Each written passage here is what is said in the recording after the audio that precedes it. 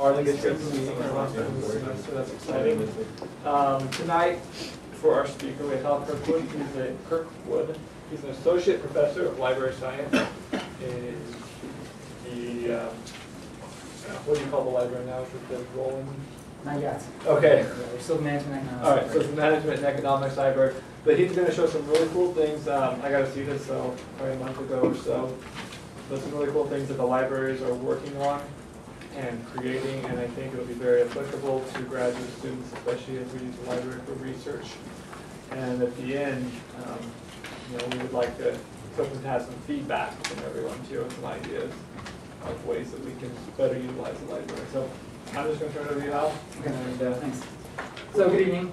Again, thank you very much for letting me come and talk to you for 10 minutes or so. And he said this is cool. It's cool in that geeky research, finding information kind of way. So treat the word cool very gently with that.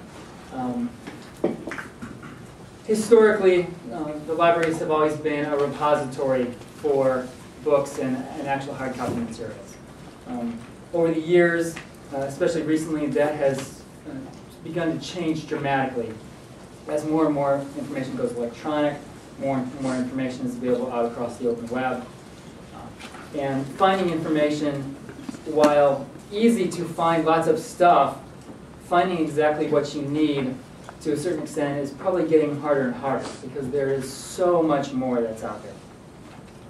And we have, for quite some time now, been running web pages and sites for all the departmental libraries. And what I hope to show you, what I intend to show you tonight, are really two tools that we are now providing access to. One is a more standard, what you would expect to see, and specifically what's happening at the departmental libraries. So whether it's management and econ, engineering, if I can get this to work, humanities, social sciences. I'm going to focus on one of them just as an example, but you're going to see this across all of them. We have a new tool called LibGuides.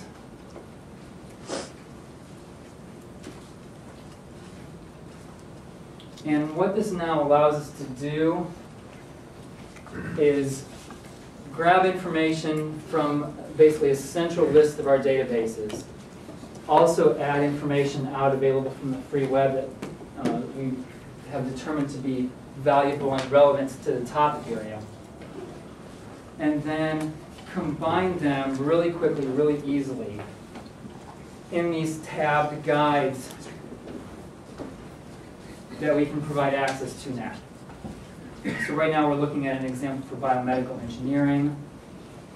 This tab is specifically for the databases, links out to ebooks that we now have built into our catalog, other digital libraries that relate to biomedical engineering. And I could do this same thing over here at management and pick something like entrepreneurship and look at associations, sources for business plans, technology transfer, and the same thing with humanities and social sciences. If I take a look at subject links, I can jump into something like film studies. In the past, what we were doing was a lot of hand coding and grabbing this information. What this new LibGuide tool does is it really speeds up the process of pulling information together. What we're also doing with these, especially in the management library and in engineering as well, is turning these guides into course-specific, focused resources. So for example, ENTR 200 right here is actually linked from this guide. So I can jump into sections that are specifically designed and set up for this specific class. You'll start to see this a lot more. What's also unique about this is that if we wanted to, and we haven't yet really begun to experiment with this, is we could actually create whole new topics, potentially even very specific ones to the research that you're conducting, actually give you access as well so that you could add your own resources to it along with the library staff that will be supporting you in that research, so that you could actually have a little behind-the-scenes custom portal that the two of you potentially are working on together. And that's something that we have not even begun to scratch the surface of, but it's something I kind of wanted to throw out there to get in your brains to think about. But now, generally, in the past and historically and up until this moment, what we've always done is pointed you to our website. Know the address, www.lib.purdue.edu/mel/engr. You have to know where to go, which is why you notoriously always go to Google, because it's easy, it's convenient, and trying to remember where that bookmark is or what the address of that management library or whatever site is not necessarily convenient. So I'm here to tell you, all these web pages and this, at least for some of you right now and more of you as we develop this further, you can forget about this. You can ignore these web pages. You don't have to remember these addresses anymore. All you'll have to eventually remember is to go here and download the library toolbar into your browser.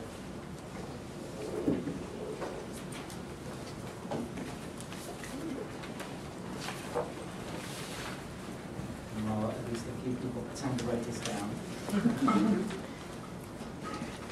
I will pause generously for a moment.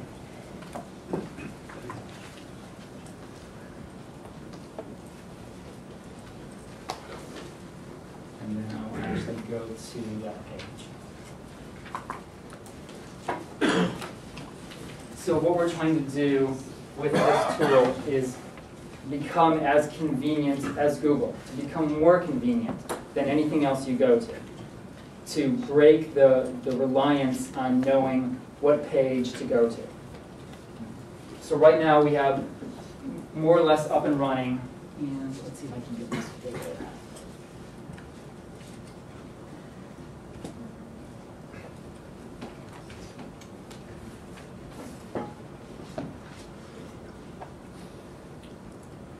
Right now we have 4 functioning browser toolbars.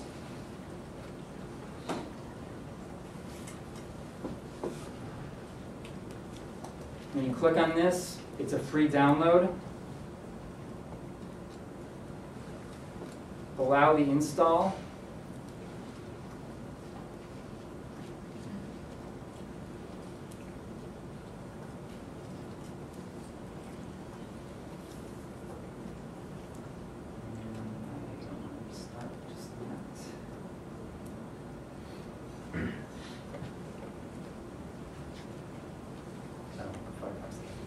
So I'm going to jump over here to IE where I've already loaded.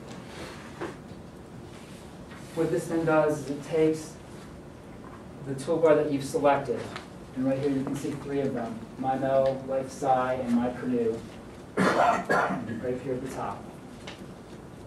And it gives you everything that we provide access to built into all of those web pages right at your fingertips. Now this little default search box that's built into the toolbar, search on stuff, is Google. We know you're going to use it, we give it to you anyway. However, what we also do is we give you the Purdue catalog.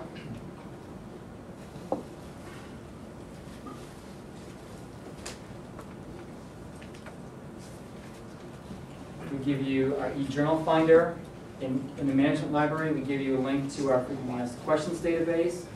We give you a link out to Google Scholar, all right at your fingertips. The rest of the toolbar is everything else. So for management, here are all of our databases, alphabetical and by topic. Hundreds of thousands of dollars of information that you used to have to try and figure out where to go and find, you can now have built into your browser and carry with you wherever you go on the net. Basically, once you send them to this page right here, when it takes you to the download page, and we'll just go into engineering, Oh, that will. It's self-explanatory. I mean, right there, you click on the big green button and then go through the motions. What this also allows us to do is we add new resources, new services. We can push them into the toolbar. The next time you bring your browser up, all those updates are automatically brought to you. There's almost nothing you have to do. Occasionally, the service provider that runs this for us, the conduit, will push out an update once every couple of months or so. Again, very quick. The update time, less than a minute generally.